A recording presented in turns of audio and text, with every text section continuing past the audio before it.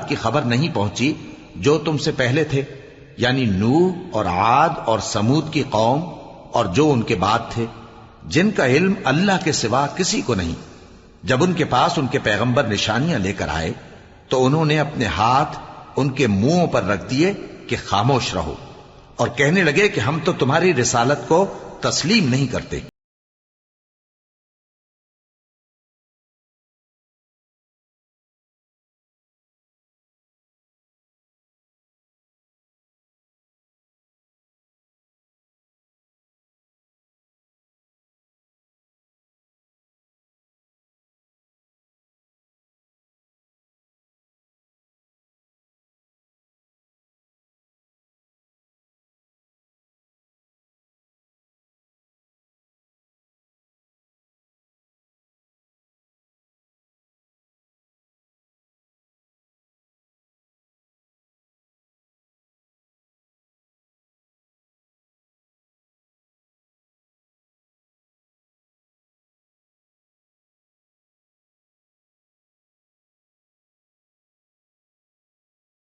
को अल्लाह के बारे में शक है जो आसमानों और जमीन का पैदा करने वाला है।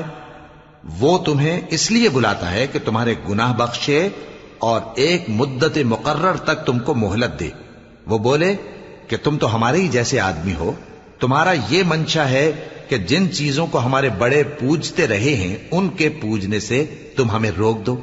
तो अच्छा, कोई खुली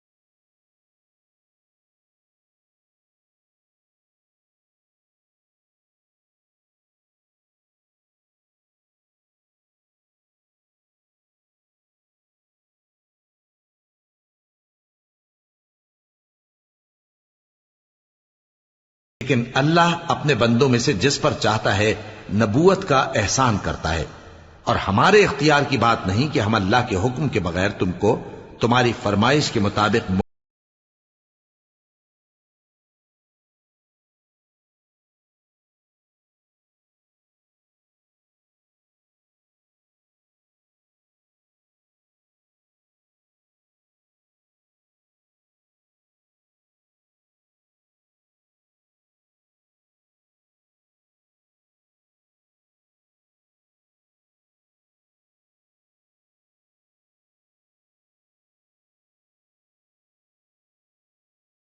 हालांकि उसने हमको हमारे दीन के सीधे रास्ते बताए हैं, और जो तकलीफें तुम हमको देते हो उस पर हम सब्र करेंगे, और अहले तवक्कुल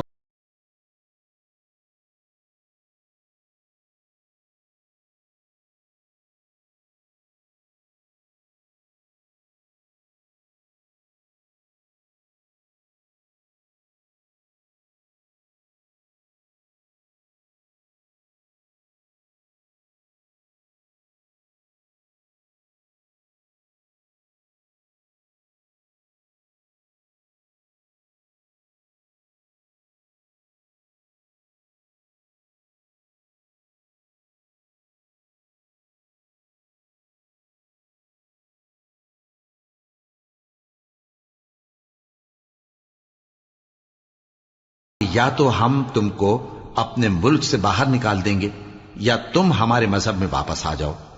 बस उनके परवरदिगार ने उनकी तरफ वही भेजी कि हम जालिमों को हलाक कर देंगे और उनके बाद तुमको इस जमीन में आबाद कर देंगे। ये उस शख्स के लिए है जो क़यामत के रोज मेरे सामने खड़े होने से डरे और मेरे अजाब से खौफ करे।